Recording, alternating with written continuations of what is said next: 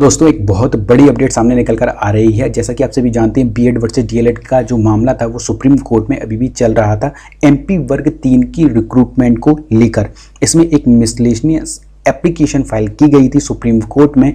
जैसा कि आप सभी जानते हैं कि ये मामला किस तरीके से ये सुप्रीम कोर्ट में पहुंचा था। सबसे पहले क्या हुआ कि एमपी वर्ग 3 का जब नोटिफिकेशन निकाला गया तो उसमें डीएलएड के छात्रों को प्राथमिकता दी गई थी, लेकिन बीएड के छात्रों को भी फॉर्म फिल करने को कहा गया था।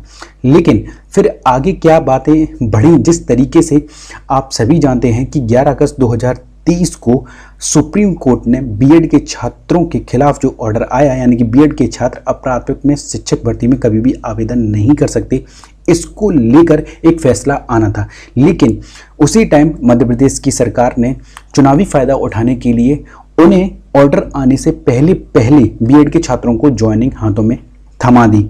लेकिन जस्ट उसके बाद, जबकि आप सभी को पता है कि ये जो भर्ती थी वो सब्जेक्ट टू आउटकम थी, यहाँ जब हियरिंग हो रही थी तो डीएलएड के जो वकील थे उनका भी कहना था ये जो भर्ती थी वो सब्जेक्ट टू आउटकम थी।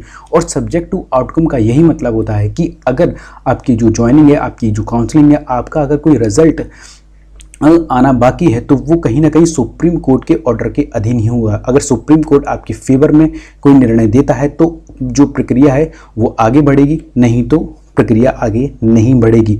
इसको लेकर जो मध्य प्रदेश की सरकार थी वो कहीं ना कहीं पूर्ण रूप से बीएड के छात्रों के साथ खड़ी हुई थी। वो भी इसलिए खड़ी हुई थी क्योंकि बीएड के छात्रों की संख्या ज़्यादा थी और डीएलएड के छात्रों की संख्या कम थी, यानी कि वोट परसेंटेज बीएड के छात्रों के साथ था। आप इस बात को बहुत अच्छे से समझिए।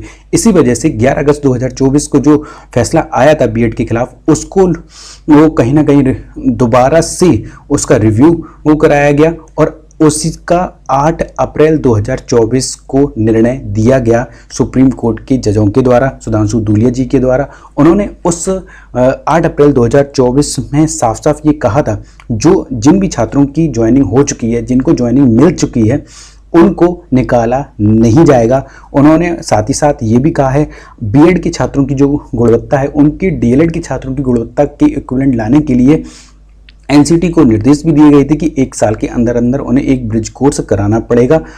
इन छात्रों को ब्रिज कोर्स करना पड़ेगा, तभी वो अपने प्राइमरी के प्राथमिक में एक सरकारी शिक्षक के तौर पर आगे बढ़ सकते हैं। आज यही पूरा मामला उठा बीएड वर्सेस डीएलएड में। जो भी छात्र थे, ये डीएलएड के छात्रों का कहना था कि बीएड के छात्रों की जो ज्वाइनिंग है वो कहीं ना कहीं इलीगल है, कानूनी रूप से सही नहीं है। उनको बाहर निकाल कर जो डीएलएड के छात्र वेटिंग में हैं उनको ज्वाइनिंग दी जाए एमपी वर्ग 3 की रिक्रूटमेंट में। लेकिन ऐसा नहीं हो सका। ये सब पूरा सरकार का खेल है, कहीं ना कहीं वोट परसेंटेज का खेल है। अगर यहाँ पर डीएलएड के छात्रों की संख्या ज़्यादा होती और बीएड के छात्रों की संख्या कम होती तो आप विश्वास मानिए डीएलएड के छात्रों की ही जीत होती। लेकिन ऐसा नहीं हो सका। कारणवश ये दुर्भाग्य है डीएलएड के डिप्लोमा आधारित छात्रों का, जो आज उनकी जो मिसलेनियस एप्लीकेशन डाली गई थी ही अपनी नियुक्ति के लिए, वो कहीं ना कहीं बीएड के छात्रों के पक्ष में ये फैसला आया है और उनकी इस मिसलेनियस एप्लीकेशन को सुप्रीम कोर्ट में डिस्पोज्ड कर दिया गया है। ये जो डायरी नंबर था इसका 2176/2024 Pankaj Kumar versus union of India का जो केस था, जो डाला गया था मध्य प्रदेश की तरफ से, उसमें ओवरऑल यही जो जजमेंट निकल कर आया है कि बीएड के छात्र जो ज्वाइनिंग पा चुके हैं उनका भविष्य अब सुरक्षित है। उन्हें एनसीटी के द्वारा एक ब्रिज कोर्स कराया जाएगा, जिसके रिगार्डिंग आपको पहले ही बता दिया जा चुका है कि एनसीटी उसको लेकर मीटिंग भी कर रही है कि किस तरीके से ब्रिज कोर्स को डिज़ाइन किया जा सके और जो बीएड डिग्रीधारी छात्र ज्वाइनिंग पा चुके हैं उनकी गुणवत्ता को किस तरीके से डीएलएड के छात्रों की गुणवत्ता के इक्विवेलेंट बनाया जा सके, जिससे कि गुणवत्ता के मामले में कोई भी प्रॉब्लम ना हो और उन्हें कोई चैलेंज ना कर सके। यानी कि ओवरऑल मिला के पूरा मामला यही है कि डीएलएड के छात्र ये केस हार चुके हैं मिसलेनियस एप्लीकेशन को लेकर। एमपी वर्ग 3 में डीएलएड के छात्रों को अब ज्वाइनिंग नहीं मिलने वाली, जो वेटिंग में लगे हुए थे। लेकिन बीएड के छात्र उनकी जो ज्वाइनिंग मिल चुकी थी उनका भविष्य अब सुरक्षित है, वो अपनी ज्वाइनिंग को आगे कैरी ऑन भी कर सकते हैं।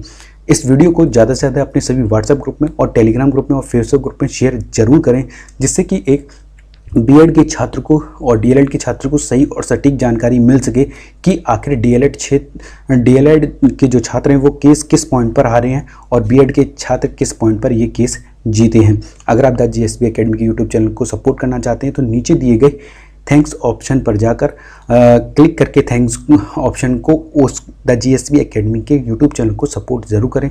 द जीएसबी एकेडमी के यूट्यूब चैनल को सब्सक्राइब करना बिल्कुल भी ना भूलें, वीडियो को लाइक भी करें।